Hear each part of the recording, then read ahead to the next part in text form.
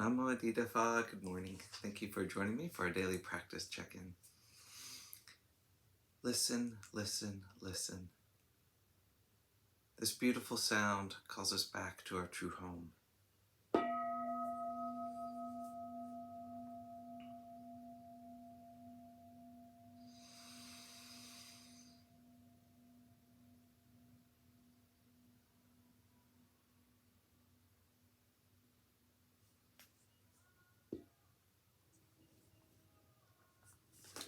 The fifth mindfulness training. Aware of the suffering caused by unmindful consumption, I vow to cultivate good health, both physical and mental, for myself, my family, and my society, by practicing mindful eating, drinking, and consuming. I will ingest only items that preserve peace, well-being, and joy in my body, in my consciousness, and in the collective body and consciousness of my family and society. I'm determined not to use alcohol or any other items that contain toxins, such as certain TV programs, magazines, books, films, and conversations. I'm aware that to damage my body or my consciousness with these poisons is to betray my ancestors, my parents, my society, and future generations. I will work to transform violence, fear, anger, and confusion in myself and in society by practicing a diet for myself and for society. I understand that a proper diet is crucial for self-transformation and the transformation of society.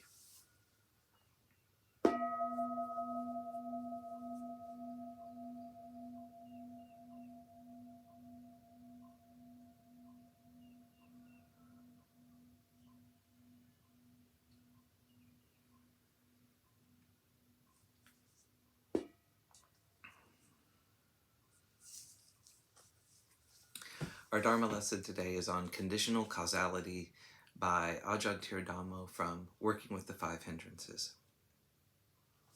Conditional causality is one of the unique teachings of the Buddha and the key to understanding his profound insights. Not understanding conditional causality is the main reason why people have difficulty understanding the Buddha's teaching on non-self and the effects of kamma vipaka, action and result. Most people assume that there must be some permanent self or soul which persists at least through a lifetime. However, it doesn't take too much reflection to notice that you are not exactly the same self as you were some years ago. There seems to be some continuity, but observing more attentively, you may see that you're not quite so permanent as you assumed. Most unawakened beings, however, just insist upon, look for, and confirm a permanent self or soul, and then take up the eternalist view, the fixed entity persists after death, or the annihilationist view, the fixed entity is extinguished at death. Quote, Kachana, the world usually depends upon the duality of existence and non-existence. But for those who see with perfect realization the truth of the arising of the world, there is not for them any non-existence in the world.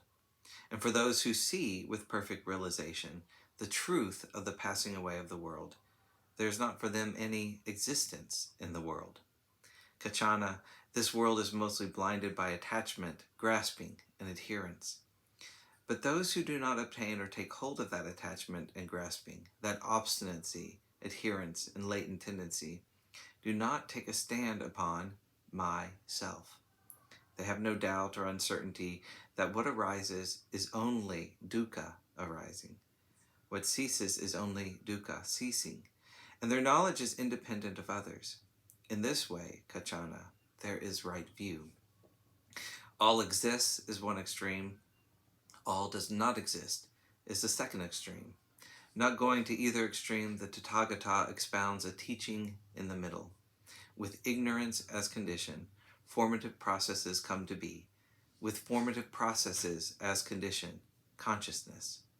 Such is the origin of this whole mass of suffering. End quote. The Buddha awoke to the truth that there is no permanent abiding entity, self, or soul, but only various continuously changing physical and mental processes appearing to be stable through causal action and result, kama vipaka. The principle of kama vipaka is ethical conditional causality, cause and effect applied to the realm of human behavior. Actions have the potential to give results depending upon the intensity of the action. The Buddha defined kama as intentional or willed action, and since will is one of the primary elements of selfhood, the potential result will thus contain a seed of that selfhood. Thus, unskillful or selfish actions result in continued unskillful selfishness as a natural causal process. Skillful actions which incline to selflessness can give a result which reduces selfhood. Some people think that we must reap the results of all our actions, but if this were the case, we could never be liberated, since our actions are continuous. Fortunately, skillful actions can lessen the results and even cancel the potential results of previous action, leading to the complete cessation of suffering. Thus, our skillful actions to work through the hindrances can reduce their strength so that we will not have to suffer their effects in the future. Doubt about conditional causality is initially a normal response, since the Buddha said that this teaching was very deep and profound. On a relative level, most of us do accept the principle of cause and effect to some degree. That's why you get up and go to work on Monday morning, cause, in order to earn your salary, effect. However, this also has many conditions. You must be on time, you must clock in, you must do a proper job, etc. If any of these conditions are not fulfilled, no effect, salary, is forthcoming. Are you able to observe the cause and effect relationships running through your behavior?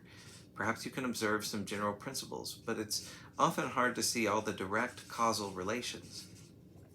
If we add to this the fact that often there are multiple conditions interacting, that the quality of the mind has a major influence on the effect, we can acknowledge just how profound this teaching really is.